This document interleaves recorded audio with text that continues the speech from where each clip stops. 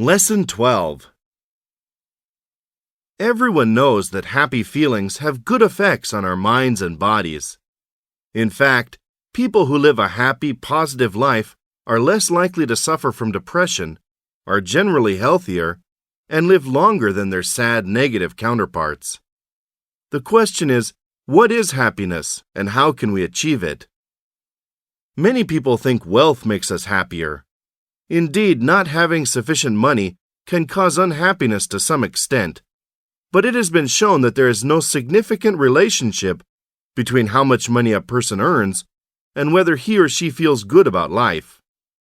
We need a certain level of income to meet our basic needs, but once these needs are met, additional income has little influence on our sense of satisfaction with life. In the past, having a good educational background seemed to guarantee a happy life, but today, people realize that neither advanced education nor a high IQ can substantially raise one's level of happiness. Being young, beautiful, and healthy seems to be important factors of happiness.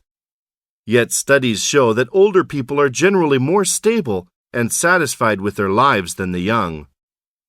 A recent survey found that people between the ages of 20 and 24 have 3.4 sad days a month, as opposed to just 2.3 days for people between the ages of 65 and 74. Research also suggests that beautiful or healthy people are not always happier than those without such advantages. Job satisfaction can also lead to a feeling of fulfillment.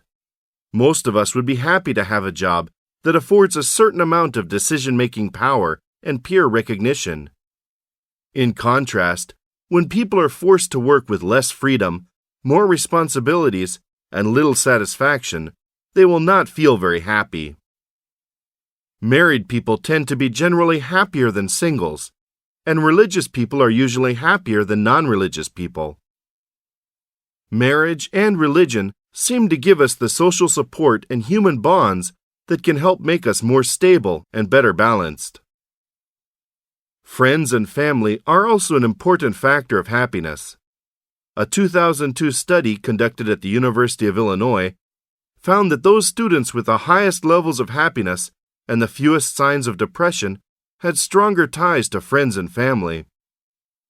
Whatever the ultimate source of happiness may be, circumstantial factors like income, social status, and education don't contribute as much as we think to our overall happiness. After all, happiness depends on how good a person feels about life and how well he or she manages his or her emotions.